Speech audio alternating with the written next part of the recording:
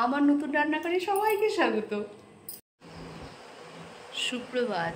আজকে সানডের ব্লগ বানাচ্ছি। দাসের আজকে ব্লগ ইন্ট্রো দেওয়ার আগেই দাসের বাজার কমপ্লিট। তো আপনারা ভালো আছেন, আমি ভালো আছি। ছেলে ঘুমাচ্ছে, টিফিন হয়ে গেছে, পুজো স্নান সব কমপ্লিট। তো আজকে সারাদিনের ব্লগ শেয়ার করব, দেখার অনুরোধ রইল। চলুন টিফিনটা দেখাই। এই যে ডিম টোস্ট বানিয়ে নিয়েছি, আমি ছাতু খাবো, আগে কফি খাবো পরে ছাতু খাবো, তো ওদের দিয়ে দিই। ফ্রিজ পরিষ্কার করছে, একটা হয়ে গেছে, আরেকটা ফ্রিজ পরিষ্কার চলছে। আমি বসে বসে উপভোগ করছি, কেউ কাজ করে দেয় না, দাস আজকে করছে। চলুন আজকের বাজারটা শেয়ার করি। চিংড়ি মাছ ছোটদা ভোরবেলা গিয়ে এনে দিয়েছে বাজার থেকে। তো ছোটদা একটু আড়তে গেলে একটু কম পায়, পশ্চিমবাংলায় এখন এগুলো মানে 70-80 টাকা পাওয়া যাচ্ছে। তো এখানে 2 কেজি আছে চিংড়ি মাছ, ছোটদা একটু কম পেয়েছে, তাই ছোটদাকে আমার দিতে হবে 500 টাকা। মানে এই হিসাবেই যাচ্ছে চিংড়ি মাছগুলো। চিংড়ি মাছগুলো কিন্তু খুব বড়, কারণ 2 কেজির কারণ হচ্ছে ছেলে বাড়ি এসেছে আজ 3 বছর, মানে বাইরে হোস্টেল সব, এখন চাকরি পরীক্ষা দিচ্ছে, ইন্টার্নশিপ হচ্ছে, তো ক্লাসটা একটু কম। আপনারা যারা জানবেন যে ইঞ্জিনিয়ারিং পড়ে বাইরে তারা অবশ্যই জানবেন। তো বাচ্চা এসছে, আমরাও যাচ্ছি তাকে খাওয়াতে, এরপরে কোথায় জব নিয়ে চলে যাবে জানা নেই, তাই জন্য যতটা পারি বাচ্চাকে ভালোবাসি। আর একটা কাতলা মাছের মাথা এনেছে, এটা এনেছে দাস। আর ইলিশ মাছ এনেছে 2টো গোটা, আর এগুলো কাটিয়ে এনেছে লুটি মাছ। আর চিকেন চাপ বানাবো বলে আলাদা, আর এইখানে লেগ পিসগুলোকে সব আলাদা করে নিয়েছি। আর একটা লেমন চিকেন বানাবো বলে সেটা আলাদা এনেছে। তো বাজারগুলো গুছিয়ে রাখি, একদিনে তো না, পুরো সপ্তাহের বাজার করেছে, সেগুলো হয়তো মাছ কম পড়লে হয়তো আনতে হবে। তো বাজারগুলো আমি রেখে গুটিয়ে নিই, কারণ সারাদিনে রান্নাবান্না করতে হবে, এখনও শুরু করিনি, 10টা বেজে গেছে। তো দাস এটা সবজি বাজার করেছে। তো কাল নিয়ে এসেছিল দুপুরবেলা বেগুনগুলো, জানেন তো এক এক দিন এক এক মানে ব্ল্যাক মার্কেট হচ্ছে বা কি হচ্ছে বোঝার দায়। কালকে এই বেগুনটা এনেছে 50 টাকা করে, সেই বেগুনই আজকে বাজারে 80 টাকা করে। মানে চিন্তা করুন কি বিপদ এসবে।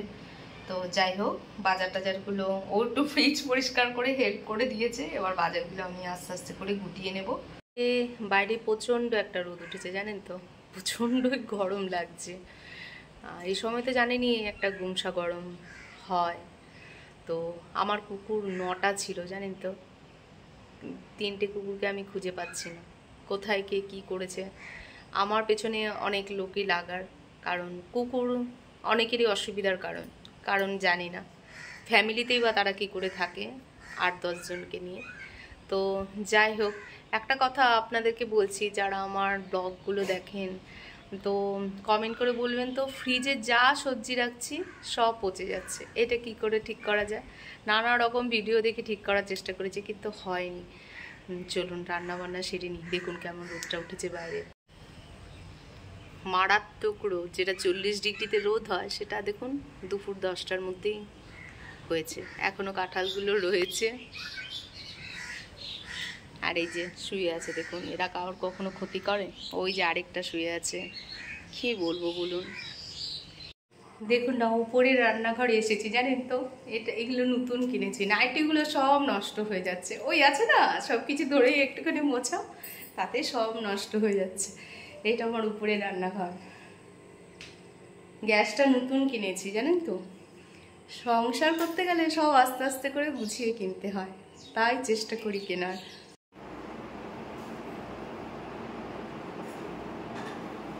রান্না করছি, রান্না। এই দেখো লুটিয়া মাছের বড়া, জানো তো কেমন তোমরা খাও গো। প্রচন্ড গরম লাগছে জানো, আজকে প্রচন্ডই গরম, আর উপরটা বেশি গরম। আমি ভাবছি একটা ফ্যান লাগিয়ে নেবো। আর উপরে কি বলো, আমি তো একটা মানুষ, তো আমি কি নিচে রান্না করবো কি উপরে রান্না করবো। ছেলে এসেছে তো খুব আনন্দ, সপ্তাহে এখন 3-4 দিন করে থাকবে, 2-3টে ক্লাস, জানোই তো, ছেলে একটা আলাদাই ব্যাপার।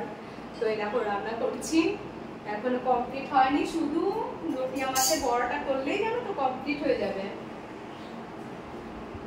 গরম গরম ভাত খাওয়ার আগে যদি করতে পারো তাহলে কিন্তু লটিয়া মাছের বড়াটা বেশ ভালোই হয়।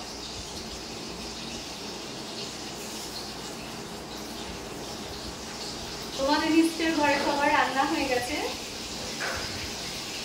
আমার হয়নি গো। আজকে একটু যেহেতু উইকেন্ড তো একটু প্রবলেম হয়।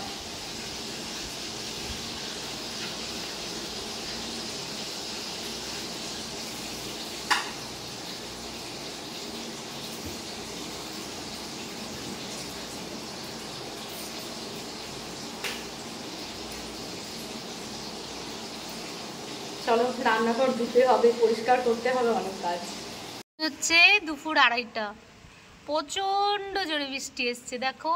আর এই গরুগুলো কি সুন্দর না, আমার বাড়িটা যে আমার কি ভালো লাগে, কিন্তু আমি তো এখানে ছেড়ে যাব, তা যতদিন আছি গুছিয়ে থাকি। ছেড়ে তো বাড়ি যাব কি, বাড়ি আমার বাড়িই থাকবে, আমি এখানে আসবো।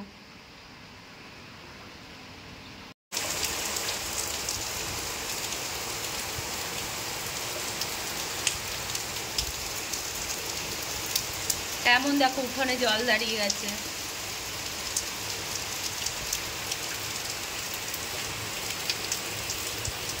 সবাই খেতে বসে গেছি, এই যে খাওয়া প্রায় শেষের দিকে, খেয়ে নি আমরা। খুব বৃষ্টি জানো তো, মানে এত বৃষ্টি হচ্ছে রাস্তায় জল দাঁড়িয়ে গেছে, তাই জন্য আমি গরম গরম পেঁয়াজি বানাচ্ছি। তো কোথাও বেরোবার কোনো উপায় নেই, জবরদস্ত ঘরে থাকতে হবে। তো যাই হোক, তোমাদেরও বাইরে কিছু আর দেখাতে পারি না যেহেতু বর্ষা। তো চলো দেখো পেঁয়াজি ভাজছি। এই দেখো পেঁয়াজি ভেজে নিচ্ছি, যতটা চেষ্টা করি ঘরেরই খাবার দাবার ওদেরকে দিতে। তো একটু মুড়ি ভাজবো বলে পেঁয়াজি ভেজে নিচ্ছি। বাবুকে পাঠিয়েছি নিচে মুড়ি আনতে, নিচেই সব থাকে তো তাই জন্য আমার একটু অসুবিধাই হচ্ছে। আর তরকারিগুলো একটু জাল দিয়ে নিয়েছি। চলো মুড়িটা মাখবো পেঁয়াজিগুলো ভেজে।